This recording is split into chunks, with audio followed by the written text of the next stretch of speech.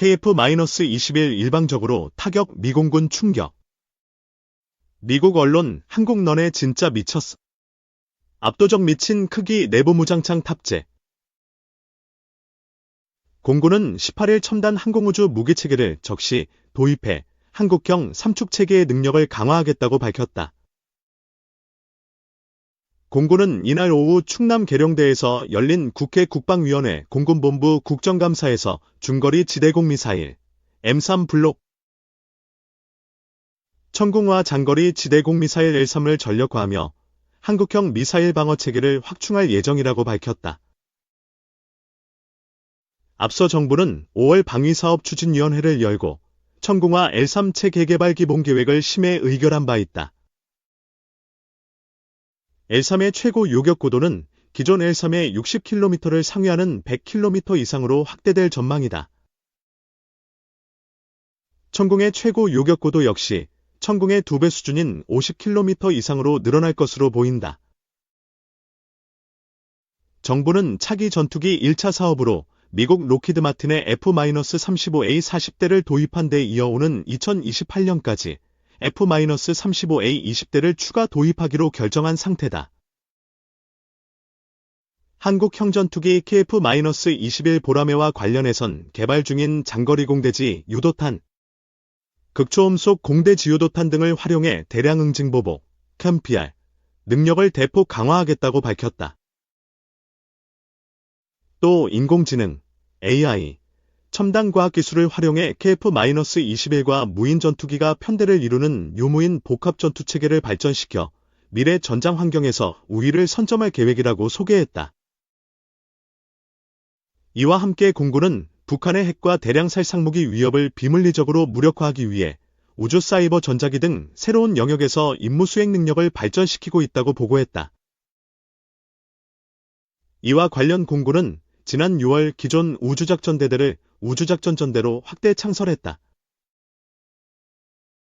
우주기상 예보 및 경보체계와 초소형 위성체계 등 향후 전력화될 우주전력을 효율적으로 운용하기 위한 준비에도 박차를 가하고 있다. 또 사이버 방호 능력 발전 계획을 수립하고 사이버 보안 운영 자동화, 대응체계 도입을 추진하는 등 급증하는 적 사이버 안보 위협에 선제적으로 대응한다는 방침이다. 공군은 이날 업무보고에서 확고한 전방위 위협 대비태세 유지, 첨단 과학기술 기반 공군 군 구조 발전, 장병 체감형 복무 여건 개선, K방산 지원을 비롯한 주요 추진 업무와 전력 증강 계획 등을 보고했다. 이영수 공군참모총장은 공군은 북한의 핵미사일 고도화, 이스라엘 하마스 전쟁 등 복잡한 대내외 안보 환경 속에서도 적 도발을 억제하고 전승을 보장하기 위한 확고한 군사대비 태세를 유지하고 있다며 앞으로도 국민과 함께하는 강한 선진공군을 구축해 자랑스러운 과학기술 강군 건설에 앞장서겠다고 강조했다. 한편 공군은 이스라엘의 공습이 격화된 이달 초 레바논 교민 귀국 지원 임무를 성공적으로 수행한 바 있다. 러시아에 등장한 서울 불바다 위협한 그 무기, 북 170mm 자주포 실체는 이현호 기자의 밀리터리 톡 1994년 남북 특사 실무 접촉에서 북측 대표단의 박영수 포관은 한반도의 군사적 위기감을 고조시켰다. 서울 불바다 위협 카드를 꺼내 들었기 때문이다. 이는 남한의 수도권을 겨냥한 장사정포 330여 문이 최전방 지역에 배치돼 전쟁이 시작되면 곧바로 공격할 수 있다는 자신감에서 비롯한 발언이다. 군 당국에 따르면 실제 북한은 서울을 겨냥해 대량의 장사정포를 준비해 놓고 있다. 임진강 이북의 행정구역상 개성특급 시에 속하는 월정리, 평화리 등을 포함해 최전방 지역의 사정거리가 54km에 달하는 170mm 자주포와 사정거리가 최대 60km 이상인 240mm 방사포 등을 배치해 언제든 사격하면 서울 전역 등 수도권의 핵심 시설을 공격할 수 있는 것으로 전해졌다. 그런데 최근 북한의 자주포 M-1989와 외형이 유사한 무기가 러시아에서 이송되는 모습으로 추정되는 사진이 온라인상에 퍼지면서 화제를 모으고 있는데, 바로 서울 불바다설의 주역인 동일 기종이라는 점이다. 일명 곡산포 또는 주체포로 불리는 170mm 곡사포다. 소셜미디어 X 우크라이나 전문 군사분쟁 뉴스 계정 스테터스-6 붙는 14일 현지 시간 북한의 M-1978-1989 곡산 170mm 자주포가 러시아로 추정되는 곳에서 기차로 운송되는 사진을 러시아 채널이 게재했다고 밝혔다. 스테터스-6는 이 사진의 배경에 등장하는 건물 이미지를 검색해 자체 분석한 결과 러시아 중부의 크라스노야르스크로 보인다고 추측했다.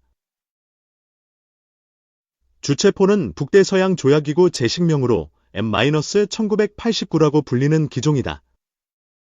170mm 자주포 M-1978 곡산을 대체한 장사정포다. 북한군의 주력 병력 수송장갑인 VED-323을 베이스로 자체 개량한 차체를 이용했다. 북한에선 승리호 또는 신흥장갑차로 불린다.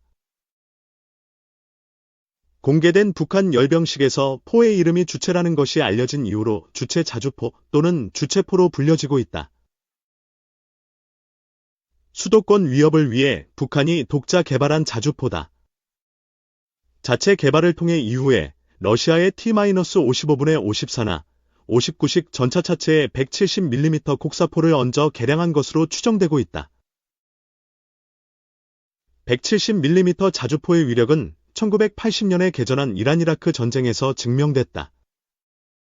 당시 이란군은 미국의 금수 조치를 피해 새로운 무기 공급선을 모색하다 그중 하나로 북한을 선택했다.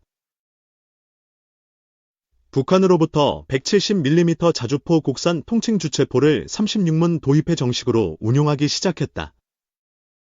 기형적으로 사정거리 늘리기에만 집중했지만 이전과 달리 유례없는 긴 사정거리 덕분에 전쟁에서 결과는 성공적이었다. 발사 속도도 5분의 1대 2발 나오면 다행일 정도였지만 의외의 성능으로 적에게는 가장 위협적인 존재가 됐다.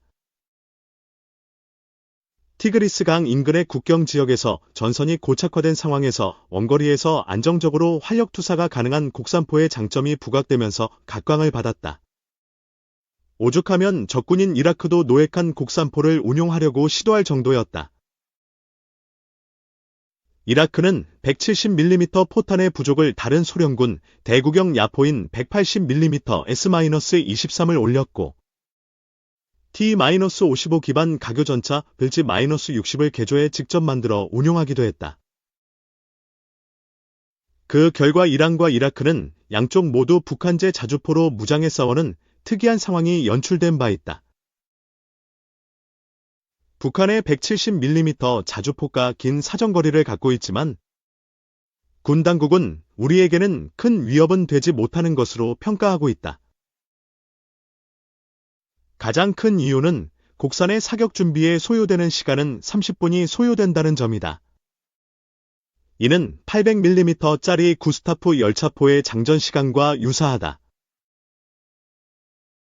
예를 들어 연평도 포격 당시 K-9 자주포가 최초 대응 사격에 8분 늦었다는 이유로 질타를 받았지만 사실 30분이면 위성으로 작전 개시가 탐지되는 즉시 K-9로 대응 포격할 경우 포탄 한 번 못 쏴보고 포병과 곡산포 모두 대포병 사격에 파괴될 수 있는 치명적 단점이다. 게다가 사격 준비 시간도 길지만 오토로더와 반자동 장전장치도 없어 5분의 1 이발이라는 형편없는 발사 속도를 보인다. 380mm를 쓰는 슈트룸 티거도 전차병들이 장전하면 1분에 한 발 정도 발사가 가능하고 420mm 자주포 EB-1 오카의 발사 속도도 5분에 한 발이다. 발사 속도가 느린 걸로 유명한 155mm 견인곡사포도 분당 2발, 30초당 1발이다. 급속 사격하면 분당 4발, 15초당 1발까지 발사가 가능하다. 북한의 170mm 자주포는 선제 공격으로 적군을 완전하게 무력화하지 못한다면 오히려 역공격으로 전멸당할 수 있다는 얘기다. 또 동급이라고 볼 수 있는 서방의 오픈탑 자주포이자 175mm 평사포가 주포로서 장착된 M107이나 곡산보다 구경이 33mm나 더 큰 M110조차도 주포 뒤쪽에 장착된 크레인같이 생긴 반자동 장전기에 의해 지속 사격 시에는 분당 1발, 급속 사격 시엔 분당 2발의 발사가 가능하다. 뿐만 아니라 포신도 제대로 된 화포가 아닌 상당히 조잡한 파이프에 불과하다는 평가다.